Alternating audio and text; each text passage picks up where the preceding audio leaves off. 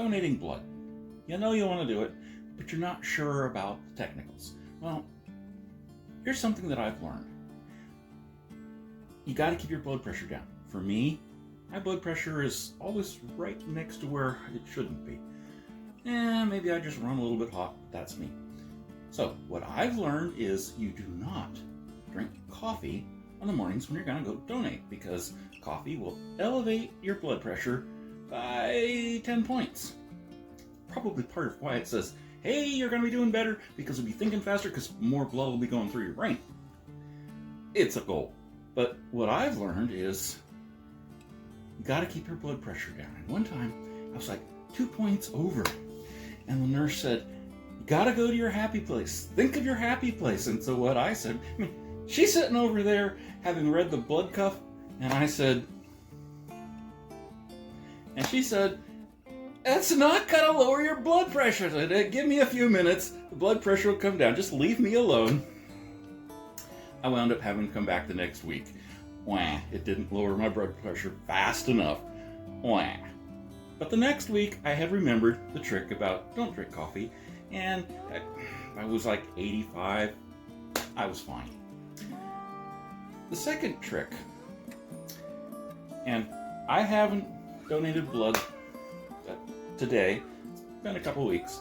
Otherwise, I'd have a strap on my arm to hold the hole from opening up and spurting all over, which is so messy. Vampires hate when their victims do that. It's such a waste of good food. So,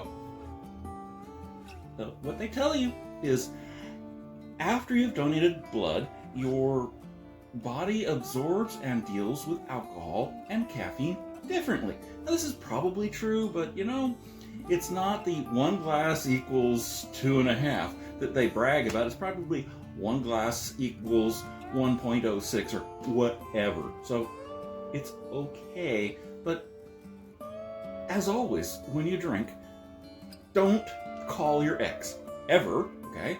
And driving equipment, right out. You gotta be safe. Have friends. Don't drink alone. This is brand new. Just decanted this today. Started the new batch. Yay! It's a good batch. Still a little bit fuzzy, but that's okay. Give it a week. Well, give some of it a week. I did something interesting on that batch. Put some coffee in it. Not coffee grounds, but made a pot of coffee and poured that in. You can do this at the beginning, before you start fermenting, or you can do it at the end after fermentation is finished. Different flavors, your choice.